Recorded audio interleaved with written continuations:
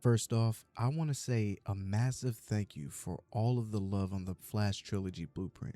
You guys showed huge support on that video, and as a thank you, I'm giving you another full DCU roadmap today. James Gunn is building a connected DC universe, but if we're getting Batman and Superman together, we don't need another versus movie where they fight over a misunderstanding for 2 hours. Instead, we need a dedicated World's Finest franchise within the timeline. Self-contained team-up movies that don't rely on cheap cliffhangers but build their dynamic naturally over time. Today I'm mapping out the blueprint for World's Finest Part 1, a grounded, street-level case in Gotham, and World's Finest Part 2, a high-stakes cosmic gauntlet of strength and wit down the road. Here is how I think James Gunn can do World's Finest right. Our story opens where the light dies.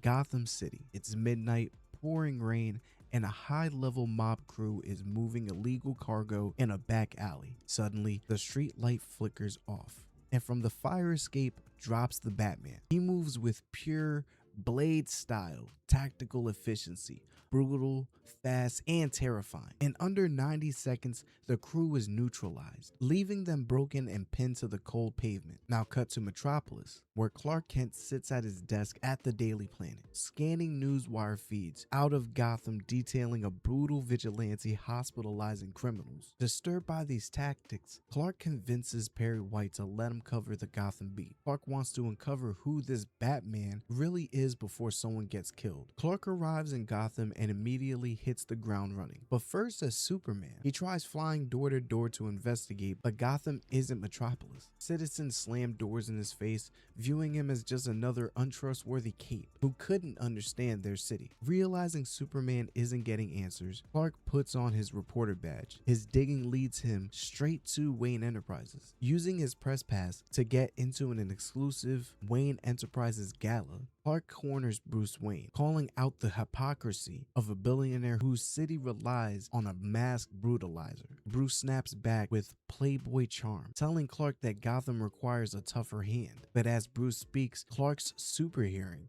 catches a microsecond spike in Bruce's heartbeat, a crack in the armor. That night, Superman hovers over Gotham and catches Batman holding a mugger over a roof ledge. Superman demands that he lets him go. Batman literally drops the guy, forcing Superman to dive at terminal velocity to make the save, only to discover that Batman had a tactical rope tied to the guy's ankle the entire time. Superman sets the criminal down and flies after Batman, but Batman disorients Clark with a high-intensity flash pellet and vanishes. Refusing to lose him, Superman uses his X-ray vision to track Batman's vehicle across the city, following him straight to the Batcave. He floats down from the cave ceiling, surprising Bruce. He reviews that he used his X-ray vision to track his car and match Bruce's face from the gala. They get into a sharp debate about Batman's methods, prompting Bruce to take Clark out on patrol to a high ledge overlooking one of Gotham's poorest districts. Bruce asks Clark what he hears. Clark lists off everyday sounds, a couple of people arguing, a proposal, a child playing. Batman counters that he hears the cries of kids watching their parents get gunned down in alleys, looking Clark dead in the eyes, saying, "They put the fear in the city, so I put the fear back into them." Suddenly, an explosion rocks a nearby Cadmus research facility. Both heroes respond and find themselves under attack by the Royal Flush Gang. Batman takes a brutal beatdown, fracturing several ribs, forcing Superman to carry Bruce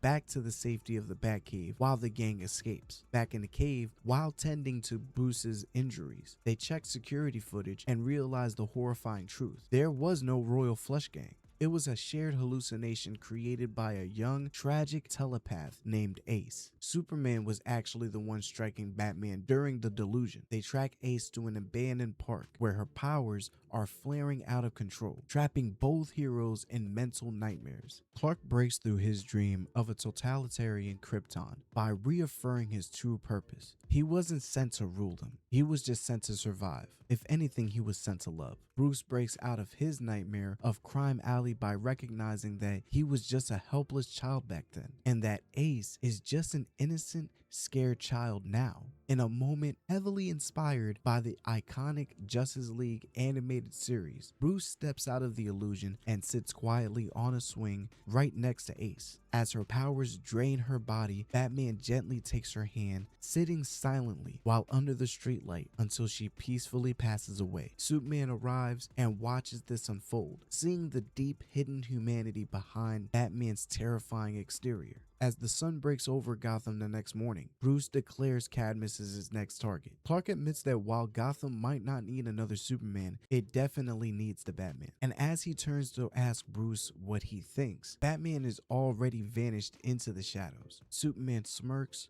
shakes his head, and flies into the sunrise. That's it. No cheap post-credit setups, just two complete opposites realizing they make one heck of a team. That grounded Gotham investigation is how you introduce Clark and Bruce's dynamic. But now, we can take this years down the road, sometime after they've established their rhythm, perhaps even after the first Justice League movie. They are seasoned partners now. So how do you test a dynamic that's already solid? You strip away everything that makes them super, which brings us directly to World's Finest Part 2. Part 2 opens up on Earth before Clark and Bruce are suddenly ripped through a mysterious boom tube, waking up stranded on a barren, red sun alien wasteland. Superman's power reserves drain immediately. He's completely mortal. Bruce was abducted straight out of Wayne Manor before being able to grab his utility belt, wearing only his basic suit without a cape, armor, or gadgets. Not even a cowl. No flight, no x-ray vision, no heat vision, no utility belt, no prep time. Just two men in a desolate desert. What follows is an absolute gauntlet of strength and wit. Forced to rely strictly on human grit and teamwork, they trek across the desert. Wave after wave of brutal gladiator-style alien creatures attack them. Each battle leaves them more bloodied, bruised, and exhausted, forcing Bruce to rely on pure, raw martial arts, and Clark on pure heart and physical endurance. They are pushed to their absolute physical limits. The climax hits when Superman is down on the sand, barely conscious, bleeding into the dust. Batman stands directly over him, beaten to a pulp, holding his own broken ribs to protect his partner. Suddenly, a massive parademon charges Batman with a heavy battle axe. It swings down with full force, and instead of flinching, Batman looks the creature dead in the eye and calls the bluff. Enough, this isn't real. The battle axe stops inches from Bruce's face as the entire desert illusion disintegrates into thin air. The projection drops, revealing that they are inside a dark,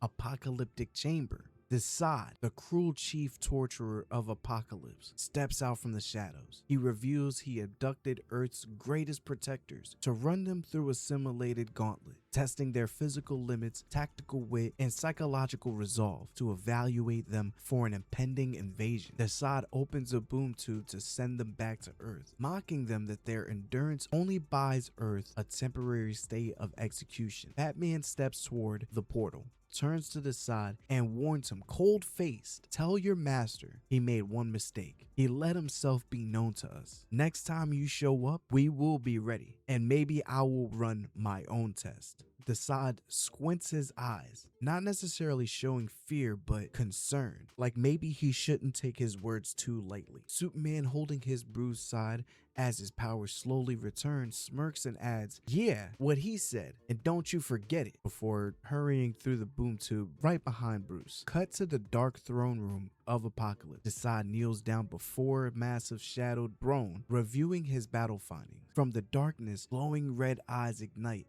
as Darkseid looks down at the holographic data of Batman and Superman, quietly muttering, "Fascinating," then cut to black. And that is just a small taste, in my opinion, of how you build a world's finest franchise in the DCU. You give them a grounded Gotham case to establish their moral clash in part 1, and then you push them through an off-world apocalyptic gauntlet in part 2 to set up Darkseid's arrival. Now I want to hear from you down in the comments. Are you cool with DeSaad running this test to set up Darkseid for a future Justice League movie? Or would you rather see a different villain behind the curtain? because originally I was thinking Metron and setting up the new gods. Perhaps there's a version where we can do both. I think I could write that. Also, if you guys want to see how I set up a dedicated Trinity or a precursor Justice League movie before the full team officially forms, let me know below. Smash that like button, subscribe as we push toward 1,000 subscribers, and I'll see you guys in the next one. It's Peter, I'm out.